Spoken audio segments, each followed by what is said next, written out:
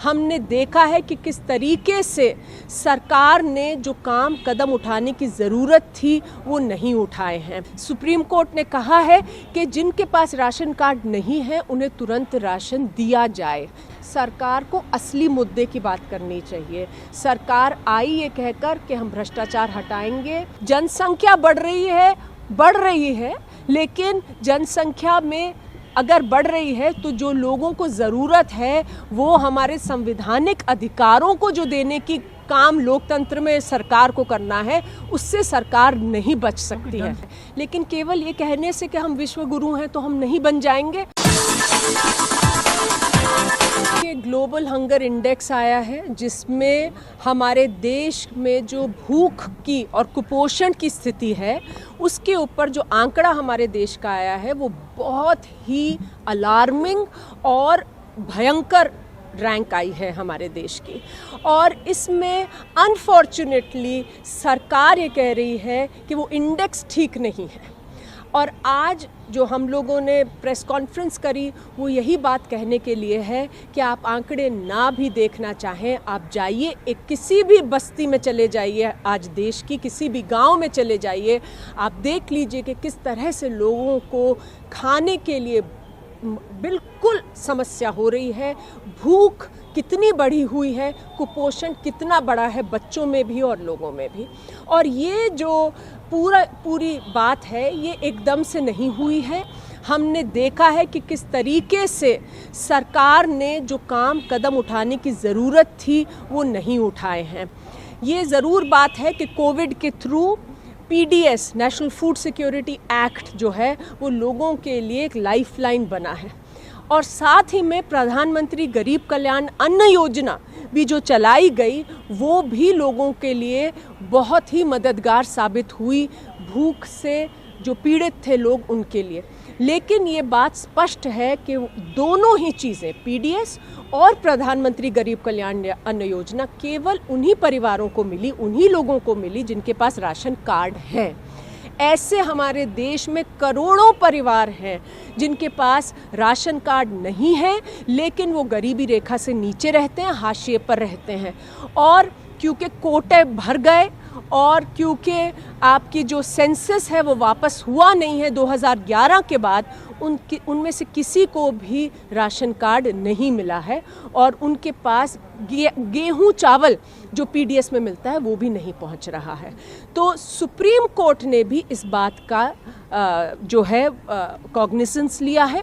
और supreme court हम ही नहीं कह रहे हैं, ग्लोबल हंगर सर्वे ही नहीं कह रहा है इंडेक्स। सुप्रीम कोर्ट में जज ने भी कहा कि हम जानते हैं कि लोग पानी पीकर अपने पेट पर कपड़ा बांधकर सोने पर मजबूर हो रहे हैं रात में, और इसलिए सुप्रीम कोर्ट ने कहा है कि जिनके पास राशन कार्ड नहीं है उन्हें तुरंत राशन दिया जाए।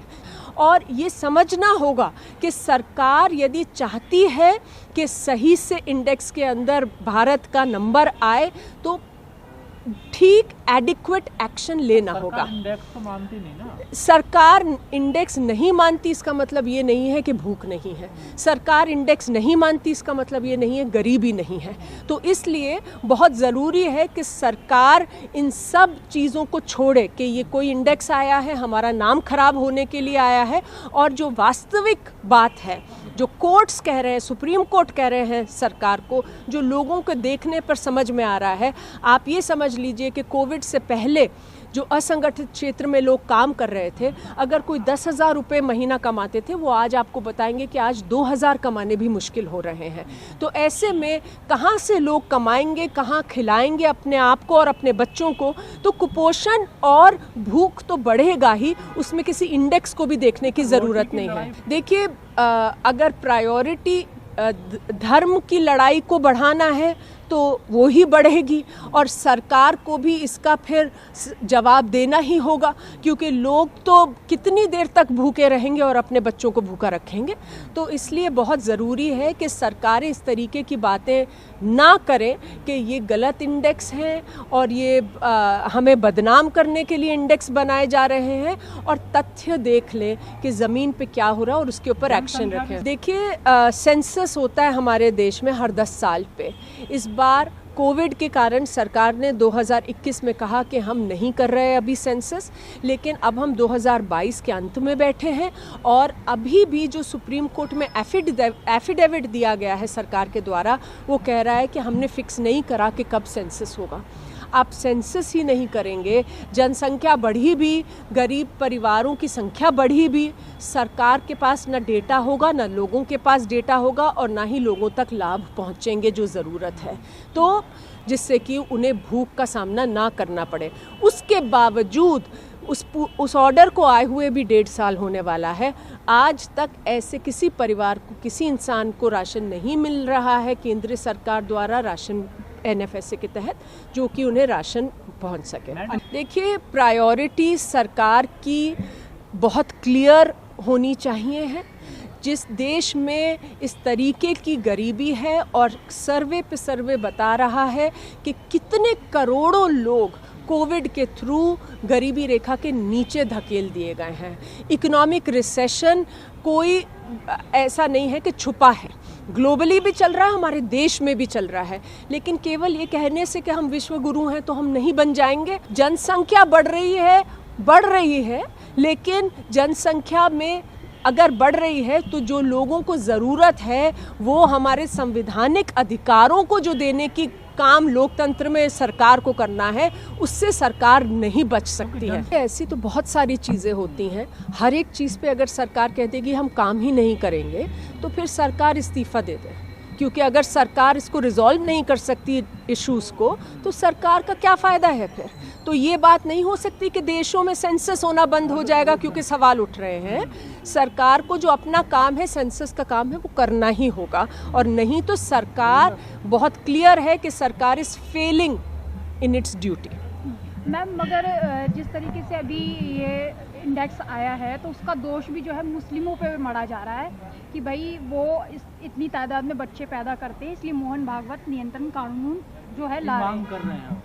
देखिए, ये सारे डाइवर्शनरी टैक्टिक्स हैं, ये सारे राजनीति के नाम पर जो पॉलिटिक्स है, धर्म के नाम पर जो राजनीति है, वो तरीके हैं। सीधी बात है कि कहीं पर भी आप देख लीजिए और हमारे देश में भी देख लीजिए, एक इकोनॉमिक लेवल पर सब धर्मों के बच्चे एक जितने ही होते हैं। तो अब अगर हम ये कहना शुरू हो जाए कि आप मुझे बताइए कि जो संतोषी, जो बच्ची जिसकी मृत्यु हुई क्योंकि उसका राशन कार्ड कैंसिल हो गया था, राशन नहीं पहुंच रहा था, क्या वो मुसलमान थी? हम अगर अपने देश में देख लें, आज मुस्लिम, हिंदू, सिख, ईसाई सभी वर्गों के लोग, सभी वर्गों के बच्चे आज भूख से पीड़ित हैं, अगर वो हाशिए पे रह रहे हैं और गरीबी रेखा से नीचे रह रहे हैं। तो ये सारी बातें डाइवर्जन की बातें हैं। सरकार को असली मुद्दे की बात करनी चाहिए। सरकार आई ये कहकर कि हम भ्रष्टाचार हटाएंगे, हम ना खाऊंगा ना खाने दूंगा, सरकार ये कहकर आई कि हम लोगों का भला करेंगे। सरकार को उसी पे जवाबदेह होना पड़ेगा। मैंने कहा ना कि कभी हिंदू मुस्लिम की बात होती है, कभी चीतों की बात होती है, कभी कबूतरों की बात होती है। हम भ्रमित नहीं होना चाहते, हमें तो सरकार को ये कहना होगा कि हम इन चीज़ों में नहीं इंटरेस्टेड। आप हमें बताइए कि भूख और कुपोषण के ऊपर आप क्या कर रहे हैं। शुरू से बात हो रही है कि जिसके पास राशन कार्ड नहीं भी है आप उन्हें राशन दीजिए, और राशन केवल गेहूं चावल नहीं, पोषण देने के लिए फूड बास्केट को एक्सपैंड करिए। आप थोड़ी दाल भी लोगों तक पहुंचाइए, ऑयल, कुकिंग ऑयल लोगों तक पहुंचाइए। आप बच्चों को अंडा और हरी सब्जियां पहुंचाइए जिससे कि कुपोषण नहीं हो।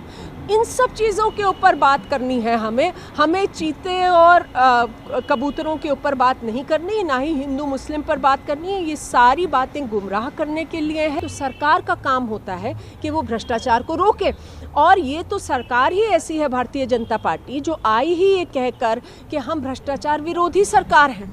तो आज भी अगर हम ये सुनते हैं और सरकार ये कहती है कि बहुत भ्रष्टाचार हो रहा है, गलत लोगों के पास राशन कार्ड है, तो भैया भ्रष्टाचारियों को पकड़ते क्यों नहीं हैं? आप जो भ्रष्टाचार से लड़ने के ढांचे हैं उन्हें क्यों नहीं सशक्त कर रहे हैं? देखिए, राशन जो हाशिए पर रह रहे हैं, गरीब परिवार है, उन सबको मिलना चाहिए और बिना किसी शर्त के मिलना चाहिए। ये शुरू से कहा जा रहा है, अब तो सुप्रीम कोर्ट भी यही बात कह रहा है, लेकिन अनफॉर्चुनेटली हम देख रहे हैं कि सरकार ये नहीं कर रही है।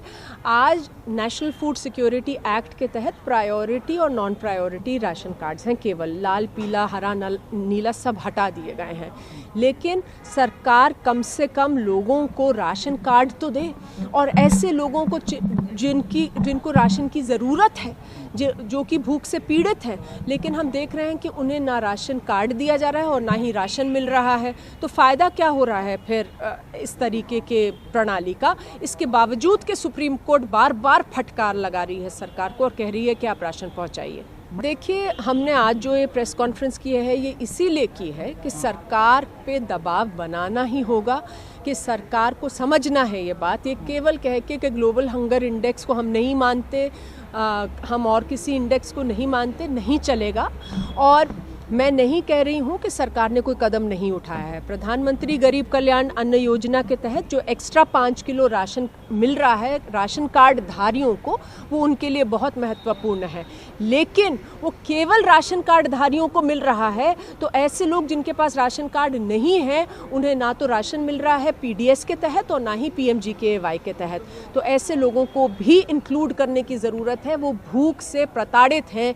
ग्लोबल हंगर इंडेक्स जो है उसमें आप सरकार को ये समझने की ज़रूरत है कि ऐसे तमाम लोग जिनके पास राशन कार्ड नहीं है, उनके पास तो गेहूं चावल भी आज नहीं है, और जिनके पास राशन कार्ड है भी, उनको केवल गेहूं चावल देने से काम नहीं चलेगा। कुपोषण फिर भी बढ़ता जाएगा, क्योंकि अगर हम हमारे बच्चे केवल गेहूं चावल खाएंगे नमक के साथ में, तो पोषण नहीं मिलता। दाल, हरी सब्ज़ी, तेल और जो तमाम अंडा और इस तरीके के प्रोटीन वाले न्यूट्रिशियस वो हैं, वो उनको लोगों को पहुंचाने की